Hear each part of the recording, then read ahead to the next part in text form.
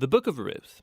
It's a brilliant work of theological art, and it invites us to reflect on the question of how God is involved in the day-to-day joys and hardships of our lives. There are three main characters in the book: Naomi, the widow, Ruth, the Moabite, and Boaz, the Israelite farmer. And their story is told in 4 chapters that are beautifully designed. Let's just dive in and see how this all unfolds. Chapter 1 opens with this line, "In the days when the judges ruled," and it reminds us of the very dark and difficult days from the book of Judges. And here we meet an Israelite family in Bethlehem, struggling to survive through a famine. And so in search of food, they move on to the land of Moab, Israel's ancient enemy.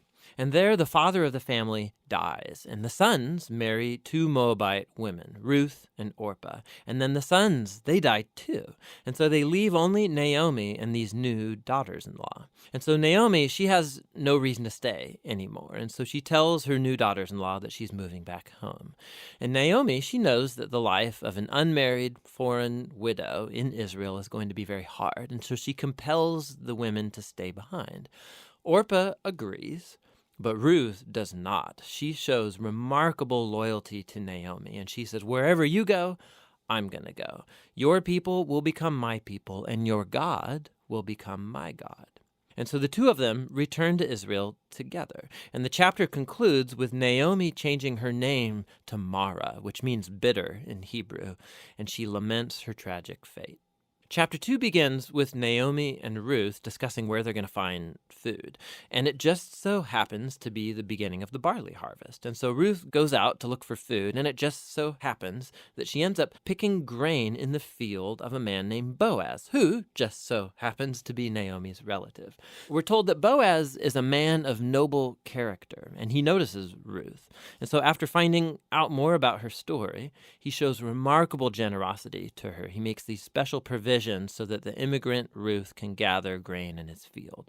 And in doing so, Boaz is actually obeying an explicit command of the Torah to show generosity to the immigrant and the poor. Boaz is so impressed by Ruth's loyalty to Naomi. He prays for her that God will reward her for her boldness. So Ruth comes home that day, and Naomi finds out that she met Boaz, and she is thrilled. She says Boaz is their family redeemer. Now, this family redeemer thing, this was a cultural practice in Israel where if a man in the family died and he left behind a wife or children or land, it was the family redeemer's responsibility to marry that widow, to take up the land and protect that family.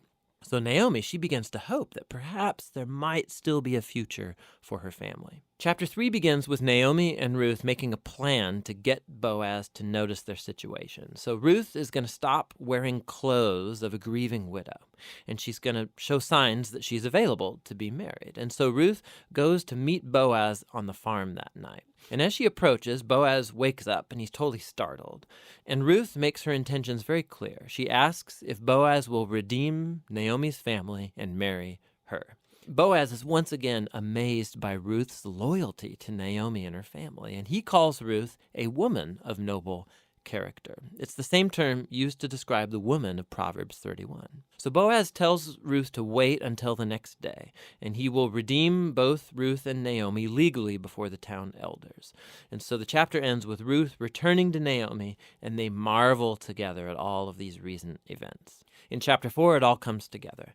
It turns out, at the last minute, Boaz discovers there is a family member who's closer to Naomi than he is, and he's actually eligible before him to redeem the family. But at the last second, this family member finds out that he's going to have to marry Ruth, the Moabite, and so he declines. But Boaz, remember, he knows Ruth's true character, and so he acquires the family property of Naomi, and he marries Ruth. And so just at the beginning, how Ruth was loyal to Naomi's family, so now Boaz is loyal to Naomi's family as well. The story concludes with a reversal of all of the tragedies from chapter 1. So the death of the husband and the sons is reversed as Ruth is married again and gives birth to a new son, granting joy to Naomi. And this symmetry between the opening and the closing, it's even more remarkable. So remember, the opening tragedy was followed by a great act of loyalty on the part of Ruth.